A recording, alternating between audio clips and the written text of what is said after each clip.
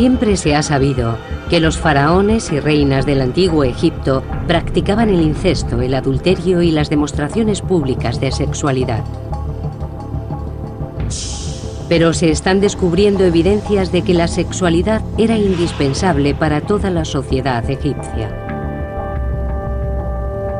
Fue una tierra mágica y sensual en la que el sexo era el origen de todo, incluso del propio universo.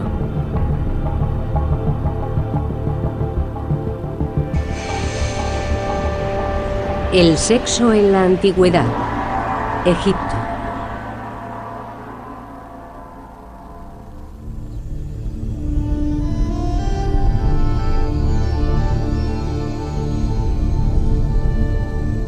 El faraón Ramsés II fue el más importante de todos los faraones, y su apetito sexual estaba a la altura de su condición. Se casó con infinidad de princesas que llegaron de tierras lejanas, mujeres exóticas de Nubia, Libia y Babilonia. Se casó también con su hermana y 3 de sus propias hijas.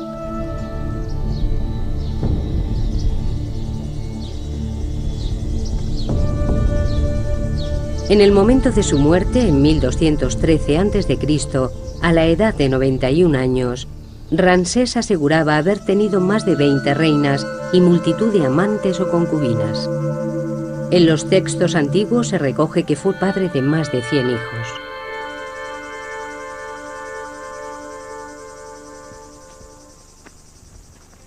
Ken Weeks es un arqueólogo americano que lleva 10 años en el Valle de los Reyes en Egipto, tratando de demostrar la autenticidad de dichas afirmaciones. Cuando Ramsés cumplió 15 años, su padre le regaló una mujer, una docena de concubinas y las llaves de todos los harenes del país. Recuerdo que cuando yo cumplí 15 años me regalaron una camisa. Pero Ramsés II se vio de repente rodeado por todas esas mujeres. Desde que nació, Ramsés estaba destinado a la grandeza. De niño era habitual verle domando toros. Para su gente eso significaba que era el hombre que podía garantizar la bendición de los dioses para Egipto y traer prosperidad al país. Imaginen un reloj de arena. Los dioses estarían en la parte de arriba y los mortales en la parte de abajo. El faraón sería el nexo de unión entre las dos esferas y toda la comunicación que pudiera establecerse entre esta vida y el más allá debía hacerse a través del faraón. Esto le situaba en una posición extremadamente importante. Los dioses expresaban sus deseos a través de la figura del faraón. Era el gran comunicador, el que permitía el alba y el crepúsculo, la salida de la luna, el éxito en la crecida anual del Nilo. Todos estos mensajes de los dioses dependían del faraón y de su capacidad de transmisión entre los dos niveles.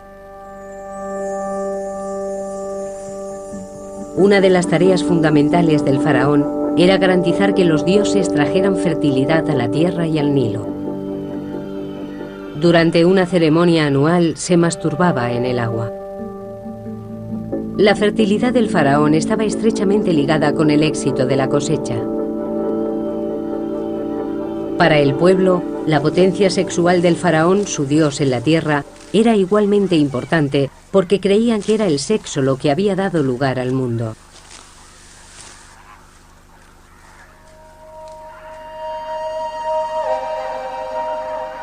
El primer poder del universo, el ser supremo Atum, surgió de la noche de los tiempos. Se masturbó y se convirtió en el dios Sol, Ra. Su semen dio nacimiento a los primeros seres divinos, Su, el dios de la luz y el aire, y su hermana Tefnut, la diosa de la humedad. Su vagina creó el rocío de la mañana. Su amor incestuoso creó a Nut, el cielo, y Geb, la tierra.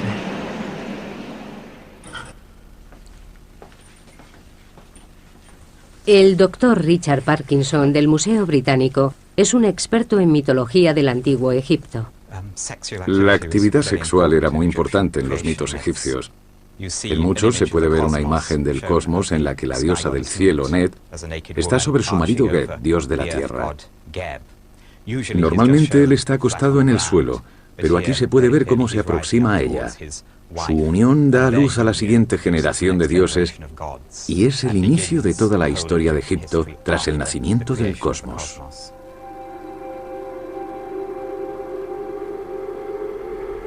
Los estudios de Richard Parkinson sugieren que solo el faraón y sus sacerdotes más allegados podían admirar estas representaciones íntimas de los dioses. En este papiro podemos observar otro ejemplo del icono religioso cuya carga sexual es bastante insólita para nuestra mentalidad moderna. Podemos ver una viñeta del cosmos en la que el cielo de la noche, representado como una diosa, está postrada sobre el dios de la tierra Geb. Y la autorregeneración de la fertilidad de la tierra está representada por una autofelación del rey, dando pie a una escena que en la cultura occidental presente solo se daría en el género pornográfico, mientras que en el antiguo Egipto se podía encontrar en las más altas esferas del arte religioso. Estos papiros pertenecían a una sacerdotisa, una mujer de la élite, y estaban colocados en un lugar sagrado de su tumba.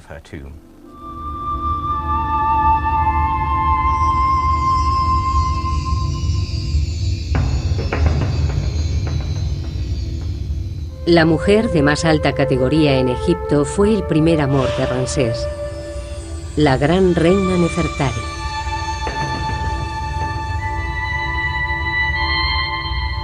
Murió en el 24º año de su reinado. Fue enterrada en un sepulcro espectacular. Los muros perfectamente conservados nos muestran cómo la pareja real concebía su relación. La tumba está consagrada a la diosa del amor carnal, Hathor, la equivalente de la diosa griega Afrodita.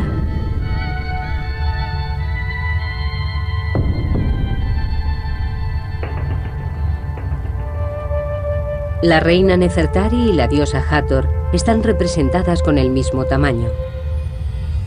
En el arte religioso egipcio, el tamaño era muy importante.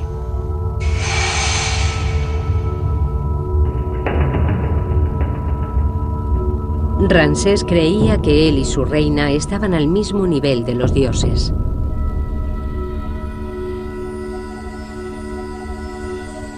Ramsés solo tenía 48 años cuando la reina Nefertari murió.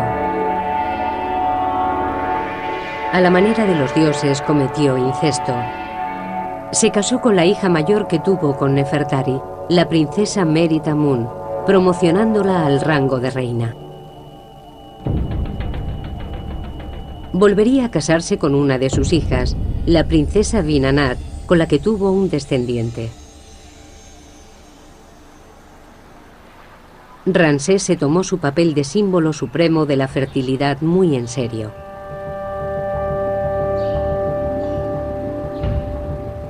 Ken Weeks ha recorrido Egipto para probar las hazañas de Ramsés.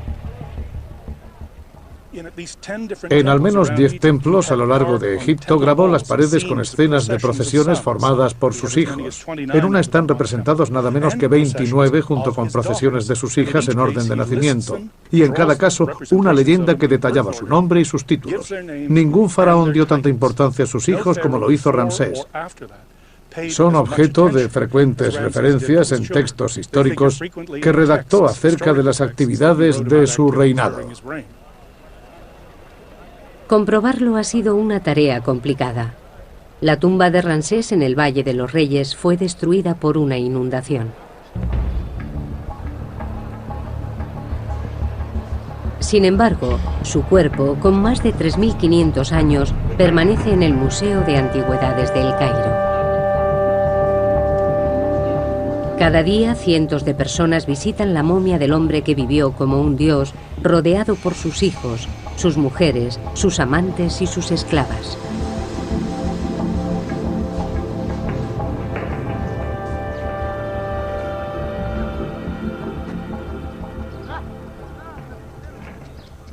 Pero la vida de la gente corriente era mucho más sencilla. El faraón siempre ha tenido un papel fundamental en la sociedad egipcia. Muchas mujeres, multitud de hijos, todo el conjunto era algo inherente al faraón. Pero, desde luego, los cortesanos y la gente humilde se comportaban y vivían de manera mucho más sencilla. Para la mayoría, el día a día era una lucha por la supervivencia. Cómo veían el sexo y el matrimonio siempre ha sido un misterio, pero ahora podemos estudiar pruebas que habían estado ocultas. Datos que cuentan cómo la gente corriente llevaba una vida tan sensual y erótica como el faraón.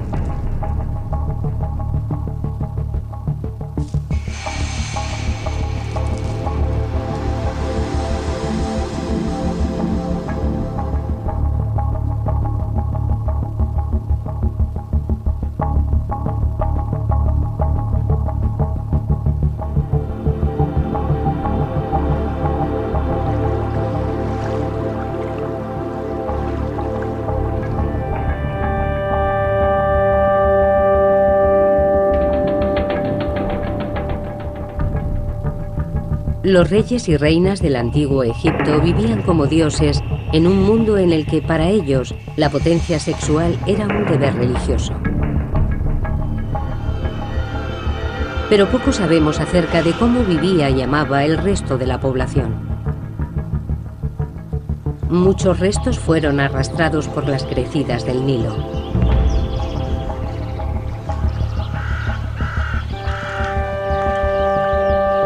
Durante 7000 años, toda la vida en Egipto se limitó a las orillas del río Nilo, en esta franja de frondosa vegetación. Más allá se encuentra el infinito desierto africano.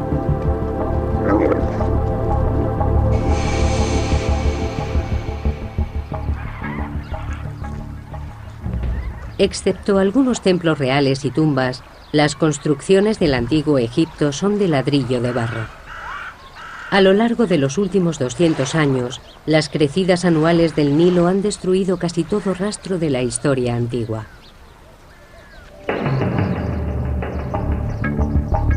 Por ello, el pequeño pueblo de Deir el Medina es un tesoro incomparable. Descansa sobre las dunas del desierto frente a la antigua capital, Tebas. Fue la residencia de los obreros que construyeron las tumbas reales cercanas. La profesora Lynn Meskel de la Universidad de Columbia lleva 10 años estudiando la vida en Deir el Medina. Sus resultados acaban de ser publicados. Deir el Medina es especial porque no ha sido destruido por los constantes movimientos del Nilo y las inundaciones periódicas. A lo largo de los siglos, el Nilo ha cambiado de posición y ha destruido muchos pueblos de agricultores, asentamientos y probablemente ciudades que podrían verse a través de la espesura de la vegetación del Nilo. El cementerio de Deir el Medina acoge la tumba de los habitantes más poderosos del pueblo. La tumba del arquitecto Ka y de su mujer Merit es una revelación. Su contenido sugiere que al menos las clases medias aspiraban a llevar un estilo de vida parecido al del faraón. Ka y Merit están ahora en el Museo Egipcio de Turín, en Italia. En la parte superior del sarcófago hay guirnaldas de hojas que se han conservado tan bien que todavía podemos ver de qué flores se trataba.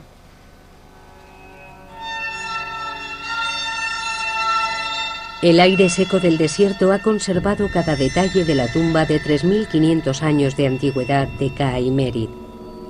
Es evidente que la clase media de Deir el Medina dedicaba gran parte de sus ingresos a su aspecto. Las camisas de lino finamente tejidas de Ka con su nombre, las 50 prendas de ropa interior o su caja de maquillaje son prueba de ello, así como la peluca de Merit y su colección de máscara de pestañas y pintalabios. Los rayos X nos permiten observar sus posesiones más íntimas. Este cinturón probablemente esté hecho de tiras de oro con incrustaciones, que lo más seguro es que sean de oro también.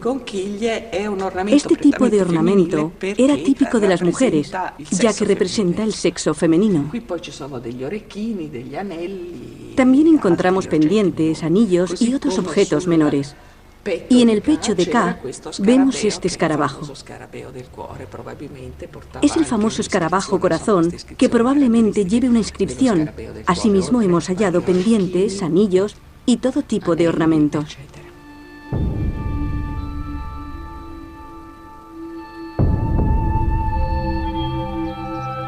Tanto hombres como mujeres llevaban gran cantidad de ornamentos como joyas, pendientes, brazaletes, anillos. Y ambos utilizaban maquillaje, especialmente máscara de pestañas. Llevaban igualmente ingentes cantidades de perfume. Desde luego no se regían por nuestros criterios, según los cuales las mujeres son las principales portadoras de joyería. Los hombres también lucían joyas muy caras.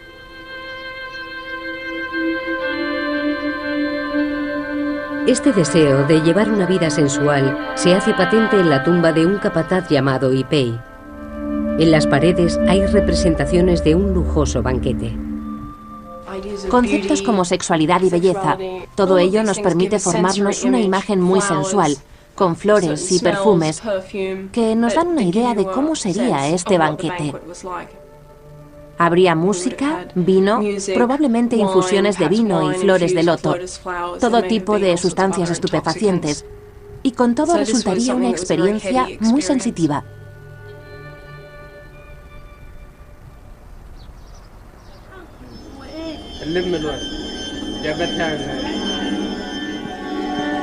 Los habitantes de Deir el Medina eran artesanos. Al trabajar para el faraón, decidieron darle a sus propias tumbas ese aire de realeza. Pero también dejaron tras de sí restos de sus vidas cotidianas. Deir el Medina estaba lleno de paredes decoradas, cartas y documentos oficiales. Hemos encontrado documentos censales que nos dicen cuánta gente estaba registrada como habitante de esta casa. Parecen familias tradicionales, con sus abuelos y sus tías, pero creo que estas casas daban cobijo a mucha gente. Y si nos fijamos en la información genealógica, estamos en condición de afirmar que la gente llegaba a tener hasta 9 o 10 hijos.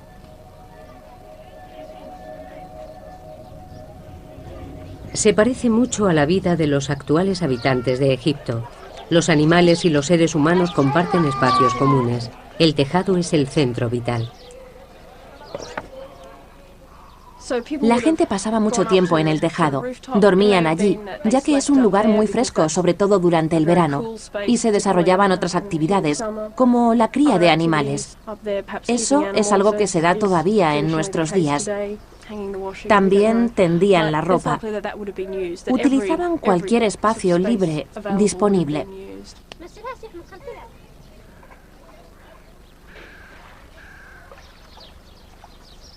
Aunque existen similitudes entre el Egipto actual y el antiguo, la actitud ante el sexo no podría ser más diferente. Cuando el francés Bernard Bruyère realizó las primeras excavaciones en Deir el Medina en 1900, encontró en todas las casas demostraciones públicas de imaginería erótica.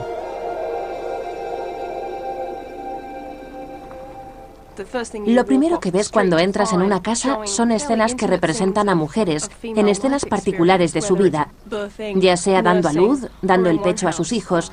Y en una casa en particular, en la casa Sureste 8, podemos observar un gran fresco de una mujer desnuda, tocando una flauta doble.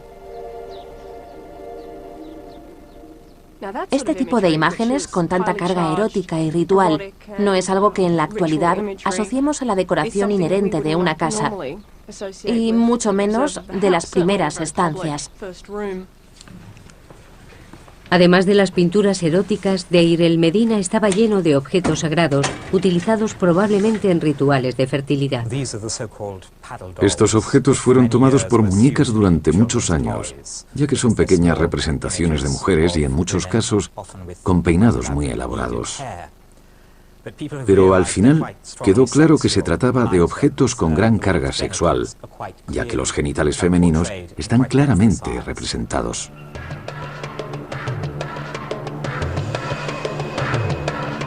Un escriba de Deir el Medina elaboró un documento muy explícito como divertimento o por encargo. El papiro erótico de Deir el Medina empieza con escenas normales de animales hasta que repentinamente cambia de tono. Algunos expertos han sugerido que estamos ante un tratado sexual o una alegoría religiosa. Otros apuestan por que se trate de un papiro satírico. Asumen que el hombre, al ser calvo, es un sacerdote, y la mujer, al comportarse de esta manera, deja claro que es una prostituta, por lo que se trataría de una sátira social. Pero creo que estas explicaciones son un tanto rígidas y académicas. Todo el papiro se desarrolla claramente en un contexto humorístico, como una parodia.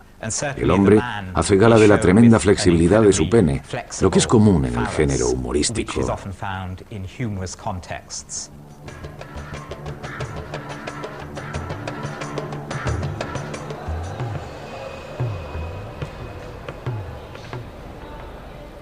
Estos hallazgos, con 1000 años de antigüedad, han sido muy estudiados. Cuando se descubrieron, nadie pensó en exponer tal imaginería sexual públicamente. Hubiera sido ofensivo y simplemente escondieron estos objetos. La época victoriana, a finales del siglo XIX, vio nacer la egiptología. Los expertos de aquel entonces tendían a centrarse en las vidas de los faraones y no prestaban atención a las clases bajas de la sociedad del antiguo Egipto. Actualmente estamos muy interesados en lo que pudiera pensar y sentir el hombre de la calle, que hacían en su tiempo libre los escribas y los hombres que pintaron estas paredes.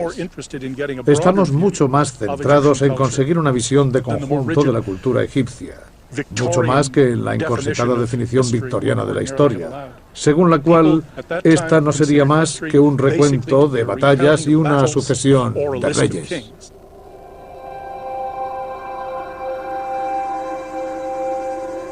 Los primeros arqueólogos no eran partidarios de estudiar objetos sexuales. Cerca del Valle de los Reyes, en Deir el Bari, los obreros de Deir el Medina erigieron un enorme templo mortuorio para la reina Hatshepsut.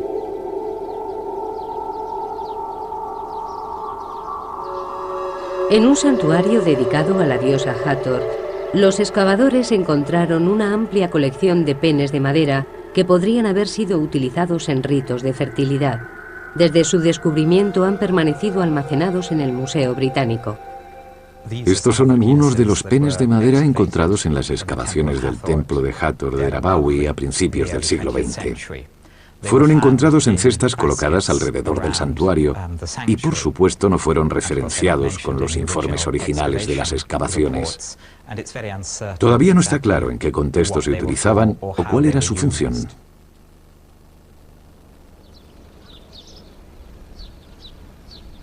Encima del templo hay cuevas que los obreros de Deir el Medina utilizaban para resguardarse del sol de mediodía.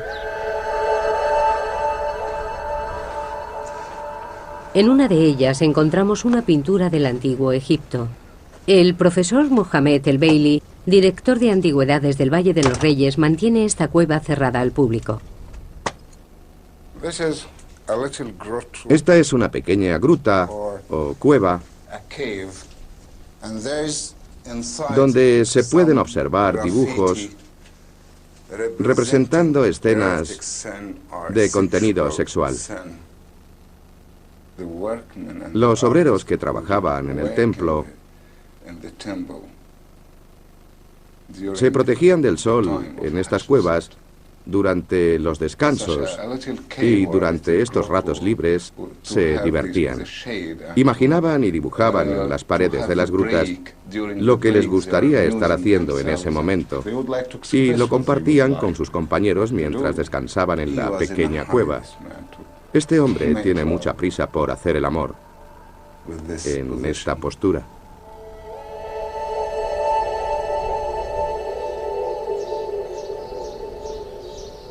La imaginería explícita estaba presente en la vida egipcia desde los templos reales hasta las cuevas de los obreros.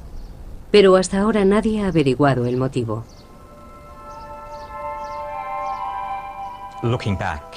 Echando la vista atrás, es fácil suponer que el pudor típico de una cierta época haya podido entorpecer el estudio de este material. Pero no hay que olvidar que cada época tiene sus tabús y temas de los que la sociedad prefiere no hablar. Los documentos encontrados en Deir el-Medina están empezando a dar una idea más clara de por qué los antiguos egipcios estaban tan obsesionados con el sexo. Te dejaré admirar mi belleza, cubierta por una túnica del mejor lino, empapada de aceite de canela.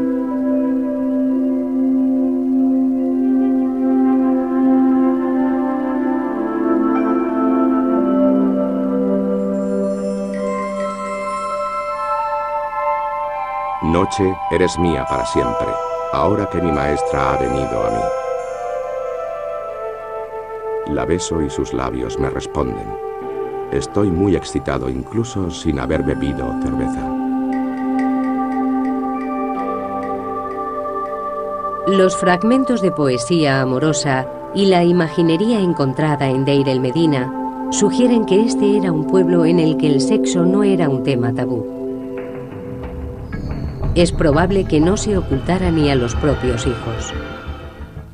Hay ciertas imágenes en las que observamos a una pareja en el acto sexual, en presencia de niños, lo que nos indica que la idea de que este tipo de actos deban ser ocultados a los niños es una concepción occidental y perteneciente a la tradición europea. Y si nos fijamos en la historia de Europa, nos daremos cuenta de que hace varios siglos las familias vivían todas juntas en casas muy pequeñas, compartiendo la misma habitación y a veces la misma cama. Creo que tenemos que recalibrar nuestras sensibilidades a este respecto. Tenemos que superar la idea de que se trata de algo ritual. Realmente formaba parte de la vida doméstica. Para los egipcios estas esferas se entremezclaban fácilmente.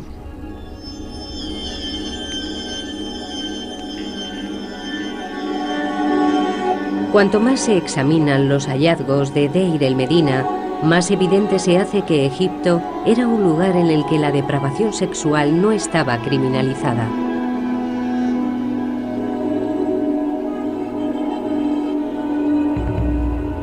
En el pueblo, Paneb, un ladrón y asesino con un apetito sexual insaciable, se acostó con todas las mujeres del pueblo, ganándose la enemistad de muchos. Su comportamiento fue denunciado y está recogido en el registro del tribunal de Deir el-Medina. El escriba recoge testimonios que aseguran que Paneb se acostó con varias mujeres casadas, incluidas una mujer llamada Hel y su hija Wegbed, que luego le entregó a su hijo, Arpekti, que se acostó a su vez con ella. Creo que el escriba se lo pasa muy bien y disfruta mucho recogiendo estos testimonios en contra de Paneb. Cuando escribe las palabras realizar el acto sexual con Neg, al principio del documento, está escrito con muchas florituras que dan la sensación de que realmente disfrutaba difamando el nombre de Paneb.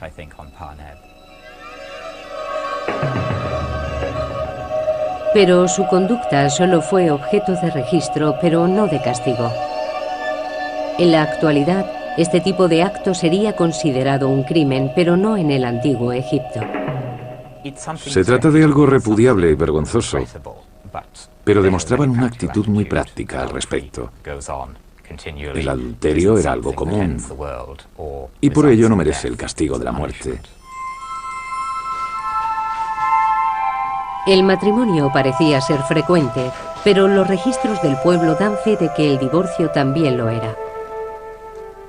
De lo que se trata realmente es de matrimonios en serie. Era normal que la gente se casara 3 o 4 veces. Hay casos conocidos de mujeres también, que se casaban con varios hombres en diferentes momentos, manteniendo relaciones paralelas.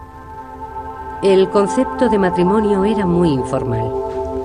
La frase utilizada para referirse al matrimonio era encontrar casa juntos. No había ceremonias, simplemente vivían con su pareja. No había códigos civiles. El matrimonio no estaba regulado. Lynn Meskel ha descubierto algunas modalidades de convivencia en Deir el-Medina que hoy resultarían sorprendentes. Existían mujeres que eran criadas o esclavas que el marido llevaba a casa cuando su mujer se quedaba embarazada. De esta forma, el hombre podía seguir teniendo hijos que eran parte de la familia, y a veces estos hijos llegaban a casarse con gente notable. La esclava o criada, por su parte, veía cómo se elevaba su estatus y pasaba a formar parte del hogar. La convivencia era muy flexible y existían modalidades para todos los gustos. Lo que a nuestros ojos es algo realmente increíble e inapropiado, para los egipcios funcionaba muy bien. Los antiguos egipcios eran tan liberales que no parecían preocuparse por la virginidad. En muchas sociedades posteriores, la virginidad constituía un requisito esencial que debía ser respetado hasta el matrimonio. En el antiguo Egipto no existía tal creencia. No hay mención específica en los textos que poseemos al respecto de la virginidad, de los hijos ilegítimos o relativos a cuestiones de paternidad. Se hace tanto hincapié en la fertilidad y la capacidad de tener hijos, que no había razón por la cual llegara a establecerse una discriminación de ningún tipo respecto al sexo, como más tarde se implantaría en las sociedades medievales. Hasta dónde llegaba este énfasis de la fertilidad es algo que todavía no está muy claro. Algunos expertos han sugerido que existía una actitud en la que se aceptaba cierto nivel de promiscuidad. En el hermético mundo de la corte del faraón se llegaba a pensar que incluso los dioses mantenían relaciones homosexuales. Los textos literarios conservan mucha información acerca de la sexualidad y la manera en que se contemplaba en la vida cotidiana. Es posible que la primera frase de coqueteo de la humanidad apareciera en un papiro, uno en el que un dios trata de seducir a otro. Es una de las primeras situaciones de flirteo homosexual de la historia del mundo, donde un dios llega a decirle al dios Horus: «Me encanta tu trasero». Nefwi, Wiki. Al igual que con el adulterio, que fueran homosexuales. Sin embargo, existe una tumba en Saqqara de dos hombres llamados Neakhum y Numhotep, que eran los peluqueros de uno de los reyes del antiguo reino de Egipto, y siempre se ha pensado que mantenían una relación. Homosexualidad, adulterio y divorcio, considerados como desviaciones por las religiones posteriores. Pero en Egipto los valores sexuales parecían más relajados. Una de las claves reside en las características geoclimáticas del país. La vida en Egipto era precaria, las sequías eran frecuentes. La mortalidad infantil era muy alta. La fertilidad de la tierra y de sus habitantes era una preocupación constante. Los egipcios no podían ser restrictivos ni siquiera en materias sexuales. Todas las representaciones de la actividad sexual son positivas. Son consideradas fuente de creación, fertilidad y, en muchos casos, de protección. Nunca se contemplaba desde un punto de vista negativo. Con las evidencias rescatadas del asentamiento, la utilización de la imaginería tanto en los hogares como en las tumbas y los relatos mitológicos relativos a la creación del mundo, creo que estamos en disposición de afirmar que la sexualidad era una parte esencial del día a día y que no se limitaba a una esfera de intimidad e incluso clandestinidad como ocurre ahora. A pesar de que sería un error contemplar esta sociedad como una utopía sexual, habría que enfatizar el hecho de que se trata de una cultura de hace varios miles de años. Para los antiguos egipcios, el sexo era tan propio de la condición humana que tampoco merecía grandes discusiones. No existían psicoanalistas que conjeturaran al respecto de las fantasías sexuales y acerca de su significado. Era simplemente un aspecto más del día a día.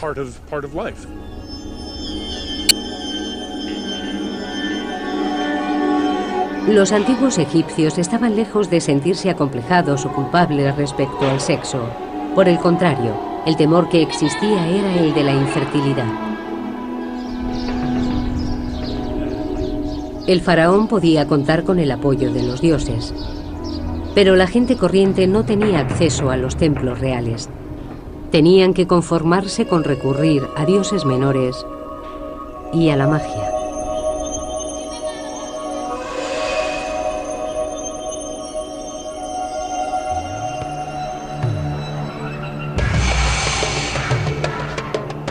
Hace 3.500 años, la dinastía del Antiguo Egipto, conocida como el Nuevo Reino, era el epicentro de la civilización. A pesar de que ciudadanos corrientes como el arquitecto Ka y su mujer Merit mantuvieran una actitud relajada respecto a las relaciones sexuales, existían ciertos temores como ser estéril o que hubiera complicaciones durante el parto.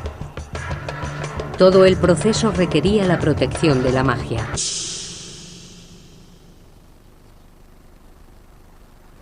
En el centro de cada casa de Deir el-Medina hay una plataforma elevada. Durante mucho tiempo se consideró que dichas estructuras fueran camas. Lo característico y distintivo de muchas de las casas del pueblo son estas enigmáticas estructuras que Bruyère llamó lit clos. Son camas cerradas y durante mucho tiempo se pensó que eran el equivalente de la cama francesa. Pero si nos fijamos en su tamaño, nos damos cuenta de que sería un poco angustioso dormir en ellas.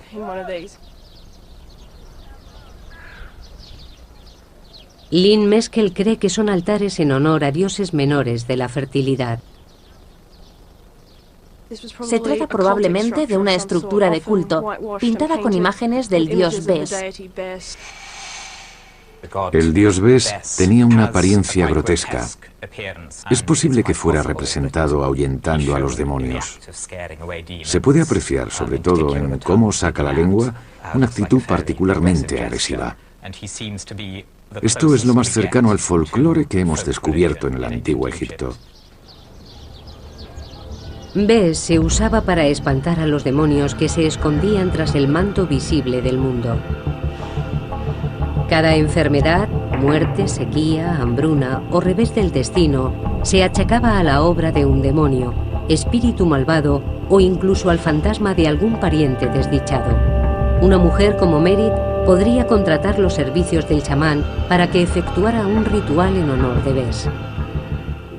Es probable que recurrieran a dioses locales, a peregrinaciones y a cierto tipo de libaciones domésticas, como la ofrenda de comida, abluciones y ese tipo de cosas.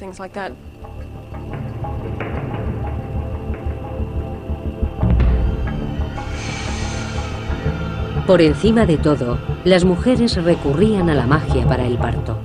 El parto era uno de los momentos más peligrosos en la vida de una mujer. Nos consta que la tasa de mortalidad infantil era muy alta, con lo que existía una demanda muy alta de rituales y amuletos de protección de todo tipo.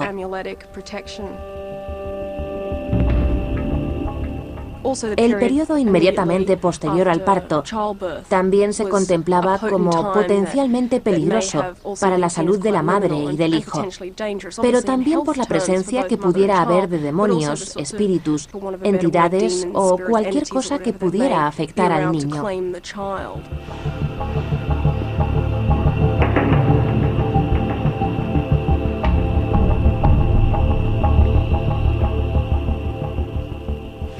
Muchos artilugios sagrados de la cultura egipcia han llegado en muy buen estado hasta nuestros días, tales como estas varas de marfil, utilizadas por los magos y sanadores durante los rituales de protección de los niños y mujeres, lo que se hacía antes, durante y después del parto.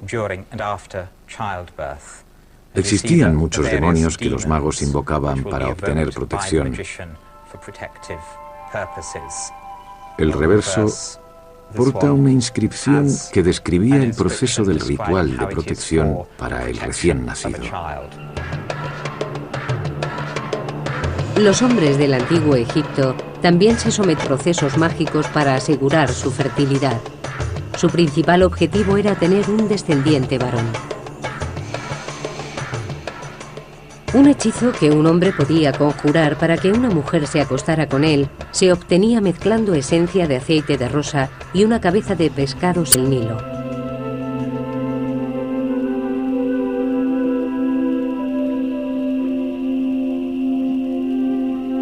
Escritos encontrados en Deir el-Medina también proporcionan instrucciones de cómo llevar a cabo el acto sexual para potenciar su efectividad. Hombres como Ka escribían fórmulas mágicas en su piel para invocar la bendición de los dioses.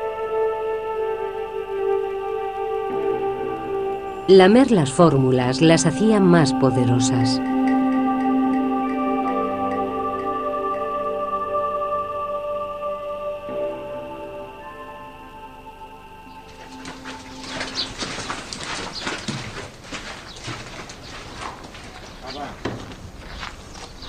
La preocupación por la fertilidad de los egipcios no se detenía con la muerte.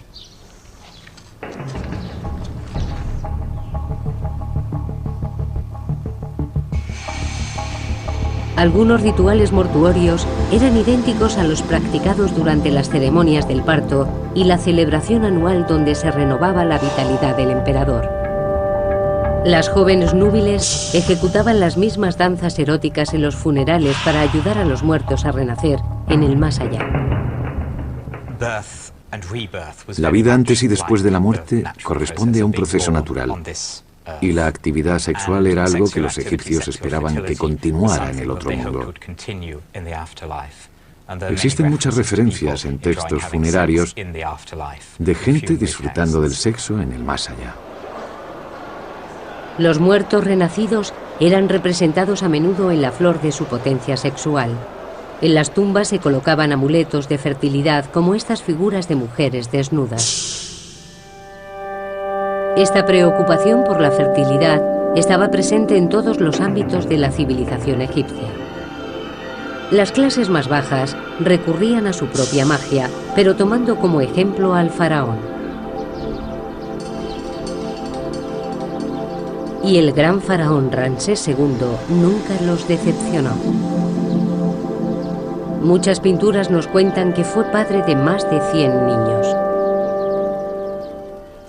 Sabemos poco sobre la familia de los faraones. En muchos casos no conocemos ni el nombre de sus mujeres. Nos encontramos con muchos problemas a la hora de establecer relaciones genealógicas. No sabemos dónde están enterrados los hijos e hijas de los reyes. Ramsés II es una excepción. Se esforzó mucho porque sus hijos tuvieran un puesto de honor en las crónicas, al menos los hijos de sus mujeres más notorias.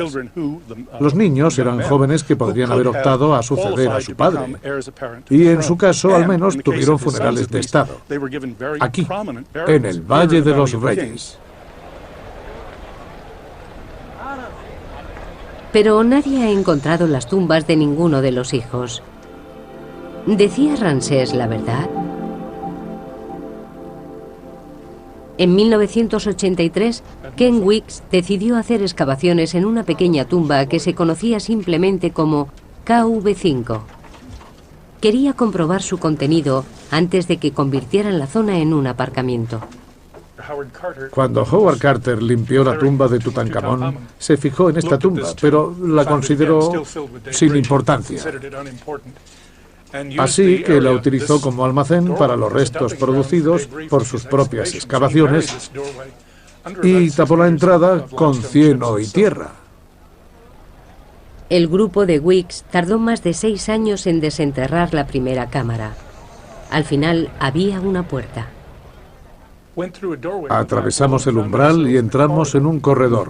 Vimos que se trataba de la mayor tumba de todo el Valle de los Reyes. Al descifrar los jeroglíficos de la entrada, supieron que no solo se trataba de la tumba más grande. Lo primero que vimos al pasar el umbral fueron una serie de escenas grabadas en la pared. Aquí tenemos un par de manos sujetando incienso. Son las manos de Ramsés II. Detrás de él aparece la cabeza de un joven. Las columnas que hay encima de los jeroglíficos nos indican que se trata del hijo mayor del rey, Amun-Her-Kepesef. Están escritos sus nombres y sus títulos. De repente nos dimos cuenta de que habíamos descubierto la tumba de un hijo de Ramsés, uno de los faraones más importantes del reino de Egipto.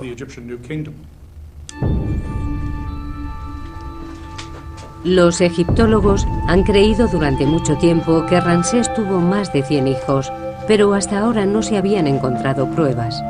Ken Weeks acaba de publicar sus informes preliminares sobre KV5. Cree que puede haber encontrado un complejo de tumbas único, encargado por Ramsés para dar sepultura a sus hijos, a muchos de los cuales sobrevivió. Se trataba probablemente del único mausoleo familiar de todo el antiguo Egipto. Fijaos, por ejemplo, en esta maravillosa figura de Hathor. Precioso rostro. Desgraciadamente, ha sufrido muchos daños causados por las crecidas del Nilo.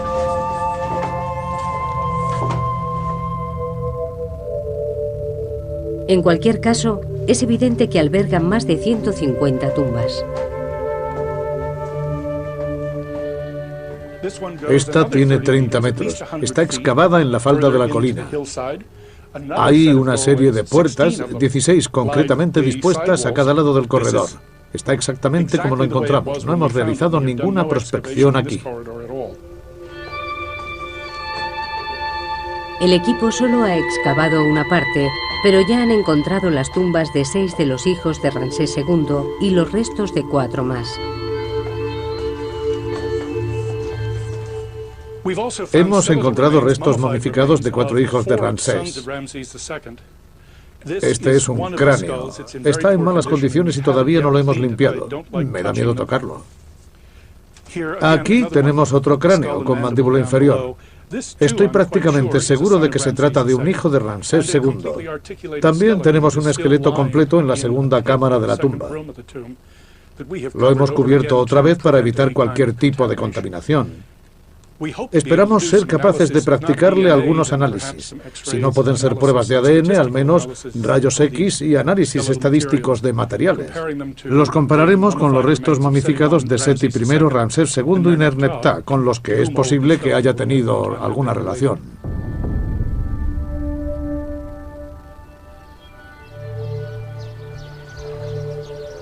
Las 150 tumbas de KV5 sugieren que Ramsés tuvo tantos hijos como afirmaba. Eran un mensaje para las generaciones posteriores. El faraón, su tierra y su gente eran muy fértiles.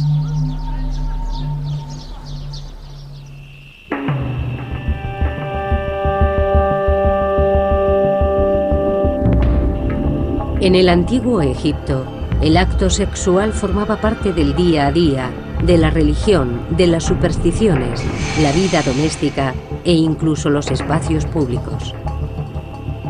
Pero pronto llegarían tiempos en los que el acto sexual pasaría a ser considerado oculto, privado, cargado de culpa y vergonzoso.